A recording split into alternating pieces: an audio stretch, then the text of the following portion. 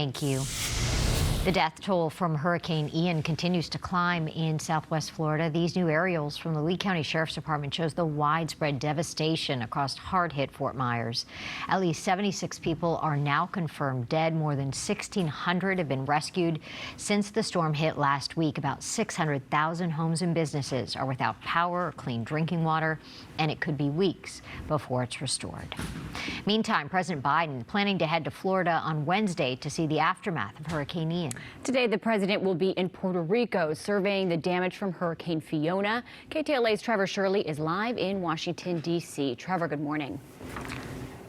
Jess and Lauren, good morning. The president plans to tour both of these disaster zones this week as the federal response to Hurricanes Ian and Fiona continues. Now, we understand the president plans to meet with survivors of Hurricane Fiona later on this afternoon in Puerto Rico. He'll also meet with local officials overseeing cleanup efforts. Now, thousands are still without power on the island as responders try to clean up the mess the hurricane left behind. Then on Wednesday, the president will arrive in Florida. Areas like Fort Myers were devastated by the storm. Rescue and cleanup efforts continued over the weekend by both state and federal officials. And today, FEMA leaders say the federal government is doing all it can to help.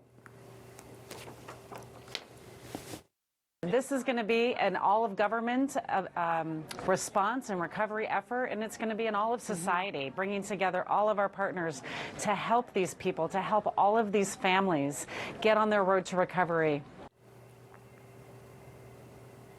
And the president says all federal help will be available to Florida and Puerto Rico as long as it's needed. That's the latest here in Washington. We'll send it back to you guys in LA.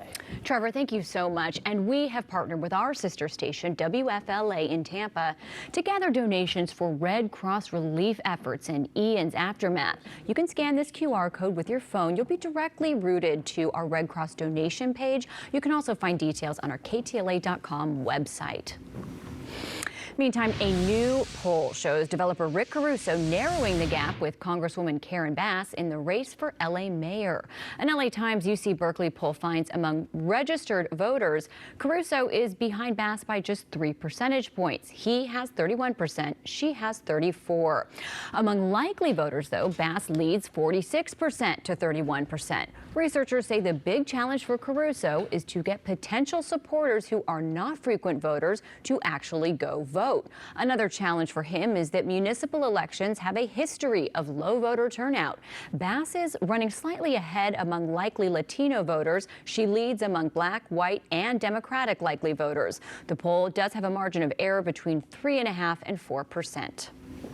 Now, the same poll also shows a double-digit lead in the race for LA County Sheriff. Former Long Beach Police Chief Robert Luna has 36% of likely voters. Incumbent Sheriff Alex Villanueva has 26%. But 36% of likely voters are still undecided. The poll has a margin of error of 2.5%. Gas prices in LA County have hit a record level, now rising for 31 straight days. KTLA's Aaron Myers live in the Mid-Wilshire District with more on these sky-high fuel prices. Aaron, good morning.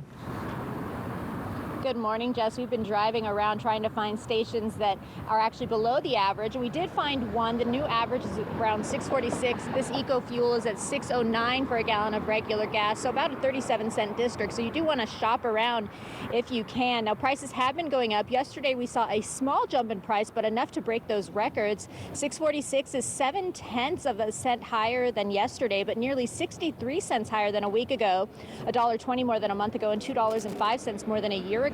The previous record for a regular gallon of gas was set back on June 15th. This new record beating it by 0.4 of a cent. Orange County and Riverside County are also at record highs as of today.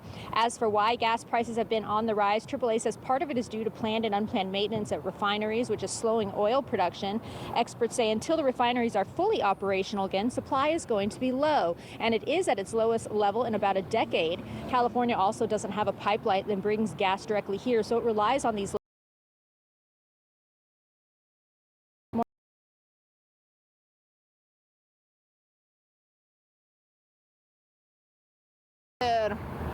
expenses in order to put gasoline. $6.89, I mean, it's really too high.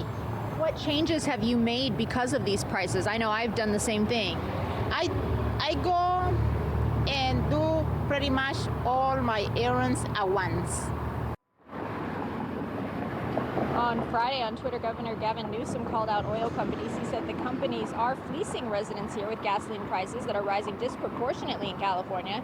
The national average for a regular gallon of gas is currently almost $3.80, which is much lower than California's average of $6.38. The governor has called for a new windfall tax on oil companies. He says the profits would go directly back to Californians. Also Friday, the governor sent a letter to the California Air Resources Board telling it to take whatever steps are necessary to allow refineries to begin making and distributing winter blend gasoline, which is cheaper to produce. That would mean at least a little cheaper at the pump. It normally doesn't start getting sold until November 1st. Now back here live until then, AAA recommends using those apps to try to find those best prices and definitely shop around, which you can do. We've seen that this morning. You can just drive about a mile or so, even less, and you can find a gas station with cheaper prices. Reporting live here in the Mid-Wilshire area, I'm Erin Myers. I'll send it back to you in the studio. Erin, thank you. We were talking about gas prices. I mean, to Governor Newsom's point, the gas prices across the U.S. are $2 plus less than ours per gallon. So there's more to it than that, obviously, why California is paying so much more than the rest of the country. Exactly. It's just ridiculous, too. And when you talk to different experts, there are a whole laundry list of different factors that are unique to California. Right. Just depends on, you know, who you talk to and what specific things they zero in on or think of. Right. You know. I mean, And we drive further to work than probably most other states, and we pay way more in taxes and gas. So anyway, stuff like that. stuff like that. Them's the breaks. Them's the breaks, as they say, but it's not good. Not good breaks. Not good. Okay, let's go to the weather forecast. Clear skies predominantly. 71 is the temperature, 3 degrees warmer than it was yesterday at this time. Relative humidity holding at about, well, not holding, dropping. And right now, though, at 73%. And we continue to see temperatures warming up for the week. 76 yesterday, 80 is the average for this time of the year. The record set 1995 at 101 degrees, good to moderate air quality.